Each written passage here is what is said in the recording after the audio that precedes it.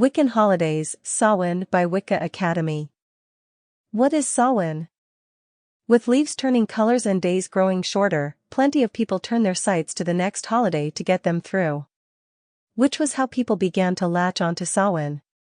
Is there more to this holiday than pumpkin carving and wearing costumes? You'll be surprised to find out. Samhain, pronounced Samhain, originated with the ancient Celtics and is celebrated on October 31st to November 1st. This is when they believed it was the midpoint between the fall equinox and winter solstice. For these ancient Celts, the year splits in two. Samhain marks the beginning of the dark half of the year, otherwise known as the New Year. This the part of the year when they reap what the goddess and the horned god had sowed during the Beltane celebrations. It's part of their tradition to have the hearth at home going all day while they gathered their crops. History of Samhain. At sundown everyone would join the Druids for a community bonfire. There was a wheel used to create the fire. The wheel represented the sun cattle are usually sacrificed during this ceremony. Participants would light a flame from the communal fire and use it to light the hearth at home. The fire signifies the continuity and importance of community in a village. According to ancient texts, Samhain celebrations lasted over the course of 3 days.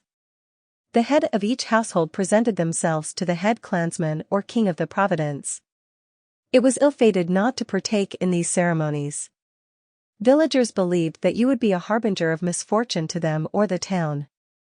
The holiday is so sacred that written in these same texts, no man may raise their arms until it's over.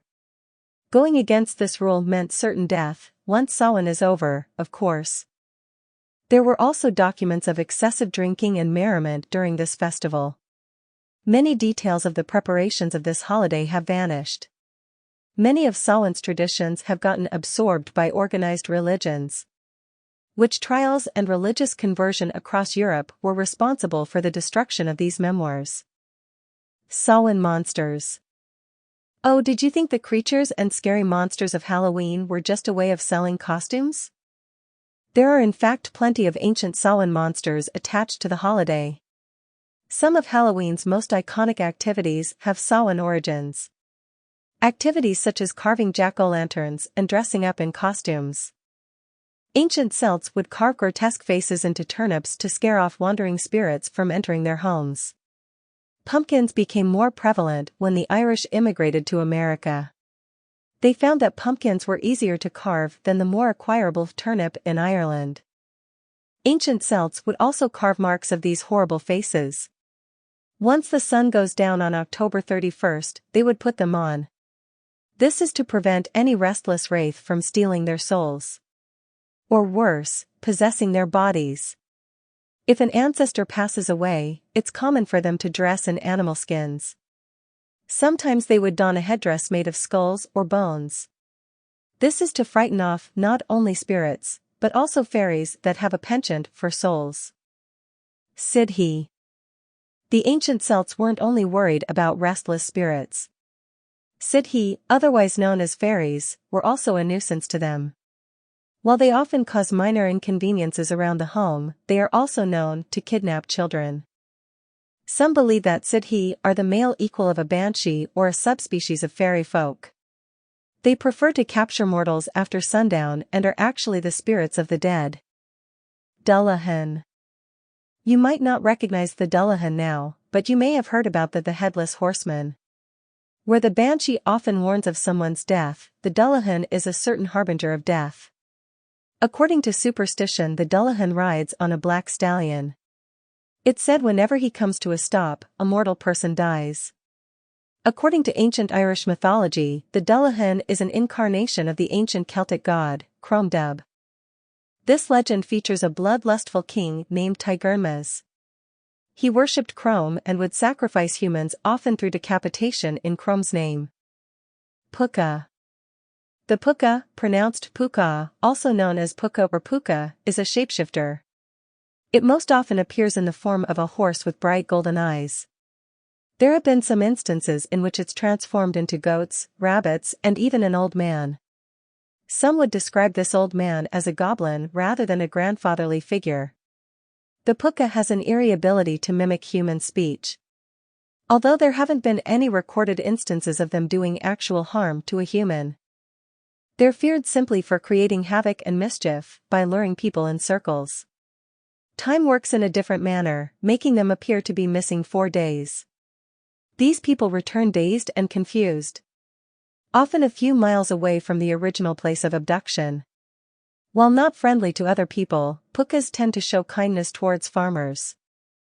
Pukas prefer mountainous and wide-open fields since they favor their horse form. Along these mountainous trails are small pools of water. They're called puka pools as a nod to this legendary creature. Samhain across the ages. When the Romans conquered the Celts in 43 AD, they had certain ideas of how they would observe Samhain. They split it over 2 holidays known as Feralia and Lemuria. Lemuria festivities go across 3 days in May, the 9th, 11th and 13th to be exact. It's the Roman equal of the Festival of the Dead. During Lemuria they paid their respects to spirits, otherwise known as lemurs, that suffered violent and/or unjust deaths. Feralia honors one's own ancestors and is celebrated on February 21st. When Christianity became more prevalent, Pope Boniface IV reconsecrated the Roman pantheon. This very same temple was once a temple dedicated to all the Roman gods. Now it is a commemoration to all the Christian martyrs and saints. Pope Boniface IV also rededicated May 13th to the feast day of all martyrs. Pope Gregory IV was responsible for the disappearance of Samhain and Feralia. He declared November 1st as All Saints' Day to honor Christian saints and November 2nd as All Souls' Day. Interestingly enough, both of these celebrations incorporate plenty of traditional Samhain observations. When Wicca came around in the 1950s, it became more prevalent to celebrate Samhain once more. In the Northern Hemisphere, Samhain is throughout October 31st to November 1st. Meanwhile, there are those that prefer to wait for the next full moon. This is to make use of the powers of the moonlight to charge their intentions and spells. Ways to celebrate Samhain. While there are portions of Samhain that are woven with monsters, the festival is still a serious one. It focuses mainly on spirituality. There are many ways modern Wiccans can celebrate Samhain. Dinner with harvest foods or a silent supper. Samhain celebrations means it's the official end of summer. A simple way to celebrate is to have a dinner affair with oneself or close family members. Here are some Samhain foods that would be great additions to your meal. Wild game. Nuts and seeds. Harvest fruits, apples, cranberries, pomegranates. Bread, especially pumpernickel or rye.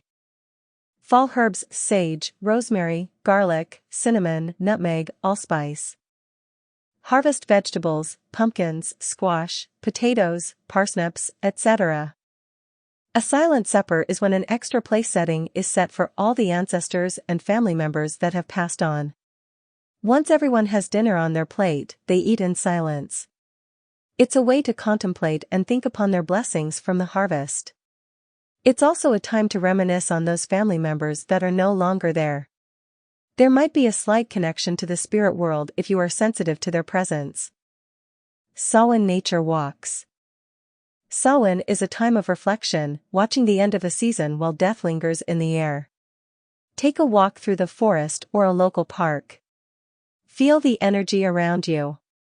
Take note of the receding trees, the color of changing leaves. If you live in a place with more temperamental weather, then reflect on nature itself. Observe the creatures and their habits as they prepare for what's to come. Setting up a Samhain altar and ancestor altar. Choose a low-traffic spot, clean the area, then sage it to create clarity and balance the energies. There are several colors that you can use as an altar cover: deep plums, purples, or burgundy. If you feel like it, don't shy away from fall colors like oranges, reds, and golds to create a brighter altar. Darker cloths are a visual representation of the shorter days to come. To add a physical representation of Samhain symbols to the altar, you could add harvest nuts and fruits. For example, a cornucopia filled with pumpkins, squash, acorns, and other types of nuts. Do you happen to have a small scythe laying around home? If so, this would be a great addition to your altar. Especially since Samhain is also a festival that observes death and new beginnings. Some choose to place a goblet of mulled wine out or even add Samhain herbs such as sage, rosemary, and catnip. You might want to avoid this if you're a cat owner, otherwise you might find yourself with a destroyed altar. During Samhain, the deities are often associated with agriculture and death. The Greek goddess Demeter and the Assyrian god Adonis are great representations of the moon goddess and the horned god during Samhain. To increase your focus and deepen your concentration for meditation, add a smoky quartz or hematite crystal to your altar. Ancestor altar. An ancestor altar is not that much different than having a regular altar. The difference is that it's filled with items that connect you with your roots and ancestors. For the cloth, you could use a quilt that a grandmother knitted. Another idea is a piece of clothing that belonged to a beloved family member.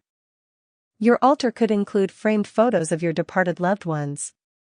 Take it another step further by adding photos of a place your family frequented together or a map of where your ancestors were from. Physical mementos of your loved ones, if you have them, are another great way of personalizing your ancestor altar.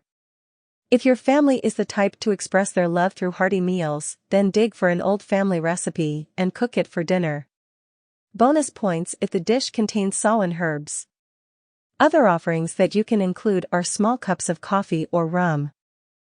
It's also advised to have your patron deities represented on the altar to help watch over your ancestors. Commune with the dead. Samhain observes the passing of another year and life in a respectful manner. It isn't too far out of the realm of possibilities to open oneself up to commune with the dead. There are several ways to do this, but please be aware that this isn't an activity to mess with. The utter seriousness of the situation must be in consideration. Opening one's energy to spirits is a very dangerous task. Only attempt it when you feel comfortable enough with your own strengths and powers. The simplest way of communicating with the dead is to host a séance. You'd preferably do this with a select group of people you know and have similar beliefs. Before you begin, it's best to remind your guests to not antagonize or disrespect the spirit in any manner. Starting with your hands held in a rough circle, the leader would begin to ask questions. The spirit might make itself known through several methods. This includes talking through a member of the circle and automatic writing. It's easier to communicate with the spirit if you're familiar with using Ouija boards, tarot cards, or pendulums. Ouija boards. The most common method of contacting spirits is using an Ouija board. There are plenty of rules attached to using one, and it's more than just a toy sold by Hasbro. Only those who are comfortable with handling spirits should use Ouija boards. You should never use an Ouija board alone. If you accidentally call on a negative spirit during your seance or Ouija board session, the first thing to remember is to keep calm. Next, immediately end the session. To do this, start by saying goodbye to the spirit. If the spirit refuses to move on, a prayer or a blessing is sometimes needed to help them along. The best place to store your divination tools when they're not in use is on your Samhain altar. When you're finished with your seance or Ouija board session, be sure to cleanse and sage the area. This is to get rid of any lingering spirits out of your place. Spirits are curious by nature. Don't be alarmed if they decide to make a reappearance in your dreams later that night or in the coming week. Bonfire magic. The bonfire is the most ancient Samhain tradition that exists to this day. You can perform bonfire magic in or around the comfort of your home. Here are a couple of easy spells to try. 1. Start by having a fire in a small cauldron outside or in a designated fireplace. Indoor fireplaces count too. 2. On a piece of paper, write a habit you wish to break or a lingering anxiety you wish to let go. 3. Fold the paper and hold it to your chest. Focus on new beginnings and a lighter future without the burden of what you just wrote. 4. Throw the paper into the fire. If you don't have the space for a bonfire, you can partake in fire magic with 2 candles. Preferably 1 black and 1 orange to represent Samhain. You could also use standard white candles if you don't have any orange and black ones on hand. 1. Light the 2 candles and focus on your past. 2. Reflect on the choices you've made to make you the person you are today and the choices you will make in the future. It's a great way to set your intent. In fact, there are many similarities to a New Year's resolutions made on January 1st. Conclusion. I hope this article managed to provide some insight into the celebration of Samhain.